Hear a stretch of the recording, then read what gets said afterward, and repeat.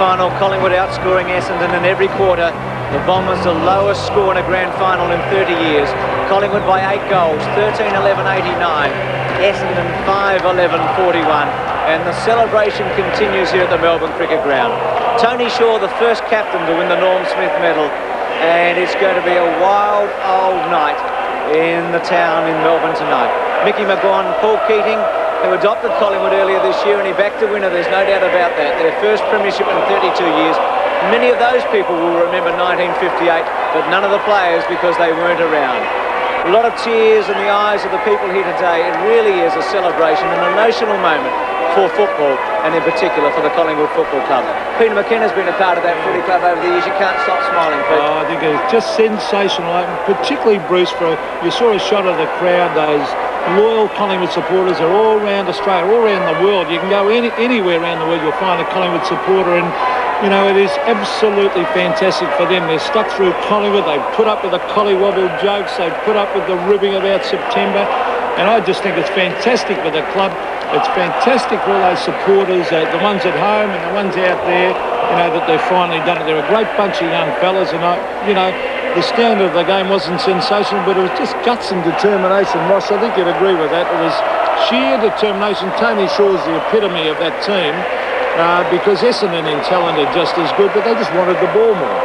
And Ross, the quarter-time fracas, the big fight, Collingwood just settled down so quickly after, didn't they? Yes, they may have lost the fight if that counts for anything, Bruce, but they certainly settled down and played great footy. You can't help but admire them, Bruce. They were fantastic throughout the whole season, and their performances over the finals are just first class. They really were. Ronnie McEwen, I feel for him a bit at the moment, don't you? Alan Richardson. Well, see, one thing about Lee Matthews, he's had to make the tough decisions, and he's made them. Ronnie McEwen has missed out. He's been a good player. He's missed out in a couple of finals. He'll be disappointed personally.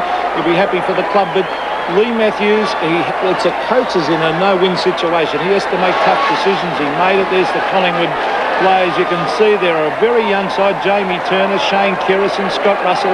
They're a very young side. They can be up there for a few more years. And how ironic when they've been, you know, all the jokes made about Collingwood for so long that they win the first AFL premiership. And, you know, it is fantastic for the club. And now I know one happy man, this Tony Shaw, being greeted by his wife. And one very happy man will be Alan McAllister.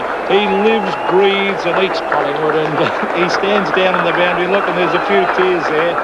It brings tears to your own eyes. I think watching little Tony there, Ross. It's a terribly emotional time. I mean, as I said, it's fantastic. But I mean, you take the other side of the story today, Essendon, I mean, how they place now with some of their more senior players, what happens to them, and then you look at the next bracket of players coming through, they may struggle a little bit because that next bracket aren't as dynamic and dominant type players as Maddens, Watsons and those sorts. So a crucial time for the Essendon Football Club. Yeah, and I saw a shot of Bobby Rose a moment ago, and how would he feel? He's been so close and yet so far to coaching premierships. So Lee Matthews came in from Hawthorn, victorious coach, but I think Collingwood will be up there for a fair few years to come. Peter McKenna and Ross Glendinning looking at the celebration here today. We take a break. Coming up shortly, the draw for the Ford 7 Sport Mark of the Year.